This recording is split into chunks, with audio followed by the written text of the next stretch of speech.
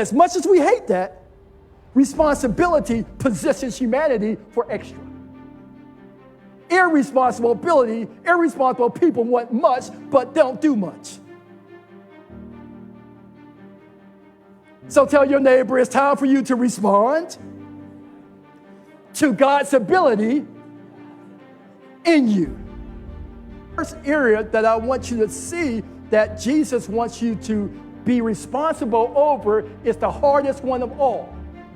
All right? The first area is the hardest one of all. Read on the screen with me. The first area that God gives you to be responsible over is yourself. Because responsibility, if you want the extra, you have to learn how to be responsible for yourself. And the responsible for yourself means responsible for your thoughts. What you been thinking lately? You've been thinking about dying? You've been thinking about divorcing? You've been doubting that God has a plan for you?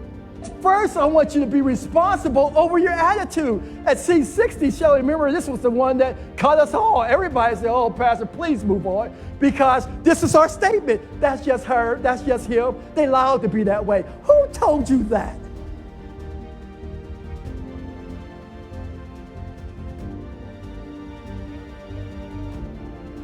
Responsible people also, oh, here's the hard one right here.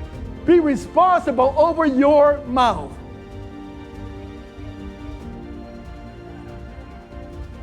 But, elder, we want extraordinary results, but we want to say what we want to say. If you're not responsible for your own mouth, how are you going to be positioned for God extra? Let's go to the next slide, because no. Let's read the Bible. Read this with me. Come here, read this with me. Proverbs 13:13. Read. Those who control their tongue will have a... Open your mouth can ruin. I'm telling you, ladies and gentlemen, let's say it again, because for you out there, they didn't say that like extraordinary people, because they don't want to control their mouth, but they want extra. All right, so here we go. Let's say it with some extraordinary oomph. Ready? Those who control their tongue will have a long life. Open your mouth can ruin everything.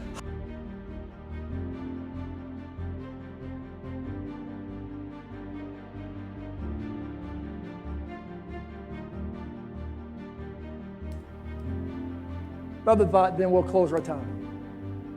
One of the greatest areas that God gives you responsibility for is sharing His story. So you got a story. As we close, your story is, how did Christ help you overcome the challenges you were facing in life? It's your story. But are you comfortable to tell that story? You are? Have you told the story somewhere else? You've been and so you're comfortable with it, and you feel like you should tell it. Why? Put the mic up. Because there are other people who are going through other things similar, and they need to know that there's light on the other side. Oh, okay. So you're saying that I'm responsible for something that Christ did in me. Yes, 1,000%. Okay. And someone else out there needs to hear it. Because how will they ever be free if they never hear the story? So, can you tell us the story? Okay, just hold the mic. Yep. I went away to the military for a while, and while I was gone, some things happened. I got pregnant, and during that time, I went through a very, very deep depression. I wasn't diagnosed, but I would say that I started going to therapy. And at one point I didn't want to be here. And I just kind of gave up, and it was that breaking point where I didn't have the answers. I didn't know what else I should do. So God had to lead me in that. And I tried everything I possibly could, and it didn't do anything for me. But turning to Him did it. Yeah. So you have a Transform Life group every Wednesday here in the back. And it's called The Butterfly Project. the Butterfly. Why the Butterfly Project? Because all of us go through our own transformations like a butterfly, and it's all internal. You have to choose to partner with God essentially in that and becoming who it is that He's called you to be.